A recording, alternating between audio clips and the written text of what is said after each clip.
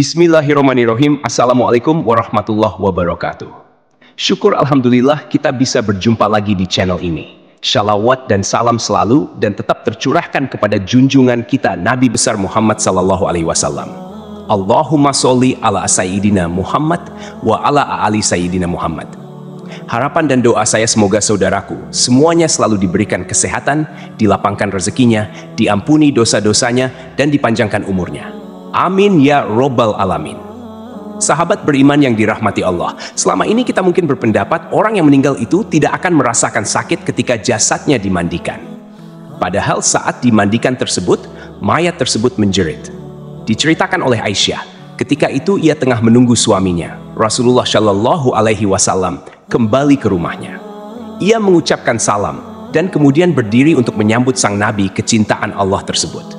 Duduklah di tempatnya, tidak usah berdiri wahai Ummul Mukminin. Begitu ucap Rasulullah Shallallahu Alaihi Wasallam. Rasulullah Shallallahu Alaihi Wasallam kemudian turut duduk bersama Aisyah dan kemudian meletakkan kepalanya di pangkuan istrinya tersebut. Aisyah lantas mencari uban pada jenggot Rasulullah dan menemukan 19 helai rambut yang sudah memutih. Aisyah kemudian berpikir dalam hatinya, sesungguhnya baginda akan meninggalkan dunia ini sebelum aku, sehingga aku akan menjadi umat yang ditinggalkan oleh nabinya. Maka ia pun menangis, sehingga mengalir air matanya jatuh menitis pada wajah baginda. Rasulullah sadar terkena tetesan air mata istrinya. Rasulullah pun kemudian terbangun dari tidurnya. Wahai Ummul Mukminin, apa yang membuatmu menangis? Tutur Rasulullah.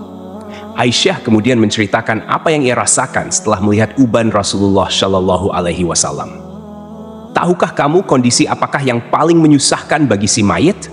Kata Rasulullah Shallallahu Alaihi Wasallam. Tidak ada kondisi yang paling menyusahkan atas diri mayit selain saat keluar dari rumahnya.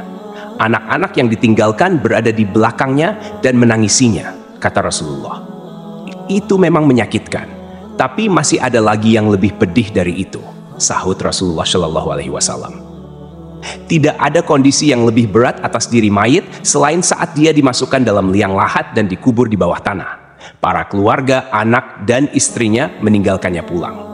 Setelah itu datanglah malaikat munkar dan nakir dalam kuburnya, ujar Aisyah. Baginda kemudian tersenyum simpul mendengar jawaban istrinya ini. Beliau lantas menjelaskan bahwa sesungguhnya saat yang paling berat bagi mayit adalah ketika datangnya tukang memandikan mayit. Pemandi jenazah biasanya akan melepaskan cincin yang dipakai si mayit, melepaskan pakaiannya, kemudian memandikannya. Saat itu, roh akan menjerit keras dan suaranya dapat didengar oleh seluruh makhluk kecuali jin dan manusia. Apa yang diserukan oleh roh itu, ya Rasulullah? Tanya Aisyah.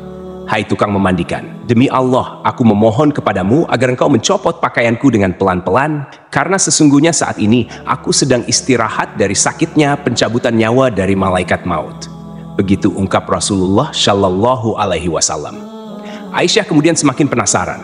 Lalu apa yang diserukan lagi oleh roh? Tukang memandikan, demi Allah, jangan engkau tuangkan air panas. Jangan engkau pun akan air panas dan jangan pula air dingin. Sesungguhnya jasadku telah terbakar karena dicabutnya nyawaku, jawab Rasulullah.